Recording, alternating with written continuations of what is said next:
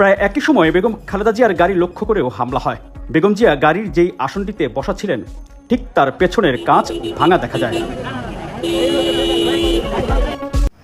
প্রিয় দর্শক, 2015 সালে খালেদা জিয়ার উপর যে হামলা করেছিল, সে হামলায় কারা হামলাকারী ছিলেন এবং কার নির্দেশে হামলা করেছিল, কেন হামলা করেছিল, আজকের এই ভিডিওটি দেখে আপনারা সম্পূর্ণ বুঝতে পারবেন। দর্শক, ভিডিওটি খুব গুরুত্বপূর্ণ হতে চলতেছে, ভিডিওটি স্কিপ না করে সম্পূর্ণ দেখার জন্য অনুরোধ রইল। আর এখনো পর্যন্ত যারা আমাদের ছোট্ট চ্যানেলটি সাবস্ক্রাইব করেনি তাদেরকে সাবস্ক্রাইব করার জন্য অনুরোধ জানাচ্ছি। দর্শক, অলরেডি যারা সাবস্ক্রাইব করে রেখেছেন তাদেরকে অসংখ্য অসংখ্য ধন্যবাদ।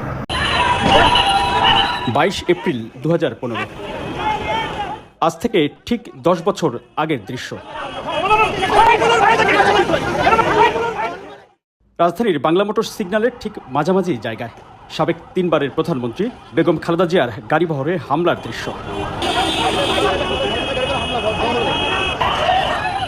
সে সময় ঢাকা সিটি কর্পোরেশন নির্বাচনের প্রচারণায় পরপর 3 দিন রাজধানীর ঢাকার বুকে প্রকাশ্যে সাবেক প্রধানমন্ত্রীর গাড়িতে সরাসরি হামলা চালায় তখনকার ক্ষমতাসীন দল আওয়ামী লীগের নেতাকর্মীরা।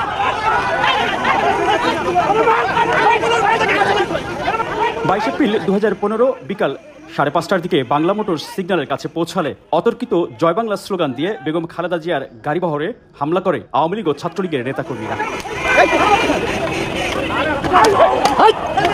এ সময় বেগম জিয়ার গাড়িটি সিগন্যাল পার হলেও পেছনে তার নিরাপত্তার দায়িত্বে থাকা সিএসএফের এক সদস্য হামলার শিকার ও মারাত্মক আহত হন। তখন হামলাকারী একজনের কোমরে আগ্নেয়াস্ত্র দেখা যায়। বেশ কয়েকজন মিলে সিএসএফ সদস্য সামিউল হককে রাস্তায় ফেলে পেটাতে থাকেন ছাত্রলীগের কেন্দ্রীয় কমিটির 2 নেতাসহ আরও কয়েকজন।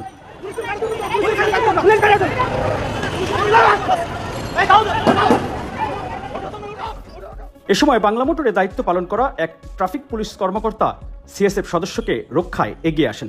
প্রায় একই সময়ে বেগম খালেদা জিয়ার গাড়ি লক্ষ্য করেও হামলা হয়। বেগম জিয়া গাড়ির যেই আসনটিতে বসা ছিলেন ঠিক তার পেছনের কাঁচ ভাঙা দেখা যায়। এ সময় বেগম খালেদা জিয়ার সাথে থাকা ছাত্রদলের সাবেক সভাপতি রাজীব আহসান হামলাকারী ছাত্রলীগের নেতাকর্মীদের প্রতিরোধের চেষ্টা করেন। অস্ত্রধারী সংঘবদ্ধ হামলাকারীদের বিরুদ্ধে বেশ কিছু সময় তিনি রীতিমতো লড়াই করেন। পরে গাড়িবহর নেতাকর্মী বেষ্টিত হয়ে নয়াপল্টনে বিএনপির কেন্দ্রীয় কার্যালয়ে যান।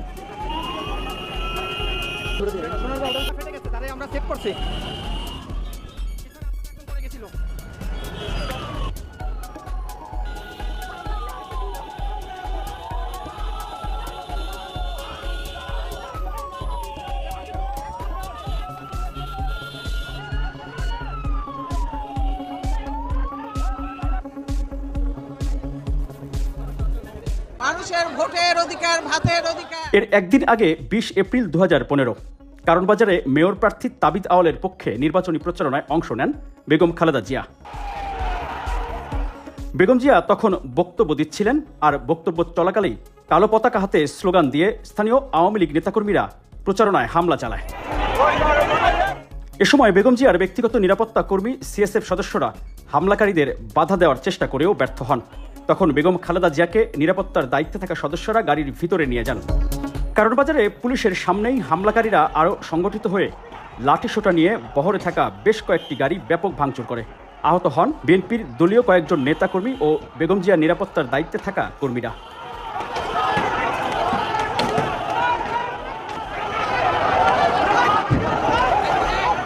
প্রায় আধ ঘন্টা ধরে হামলা চালানো হয় বেগম জিয়ার গাড়িবহরে। বড় বড় ইট পড়ছে আর কি, আর গুলি এসে লাগছে ম্যাডামের গ্লাসটার মধ্যে। আমি দৌড়ে যেতে যেতে গাড়িটা একটু আগায় গেছে, তখন বড় একটা ইট এসে মাথায় না করে পিঠে পড়ছে। আমরা তো এখন প্রথম হচ্ছে কি আগে দেখতেছি যে কারা কারা আছে, গ্যাদারিং করতেছেন, অন্য কেউ লাঠি হাতে এরকম কেউ আছে কিনা সেটা শনাক্ত করতেছি। হামলার শিকার হয়েও সেই ভাঙা গাড়ির বহর নিয়েই নির্বাচনী প্রচারণা চালিয়ে যান বেগম খালেদা জিয়া। সন্ধ্যার পরও খিলগাঁও, রামপুরা, বাড্ডা এলাকায় দল সমর্থিত প্রার্থীদের পক্ষে প্রচারণা চালিয়ে যান বেগম খালেদা জিয়া।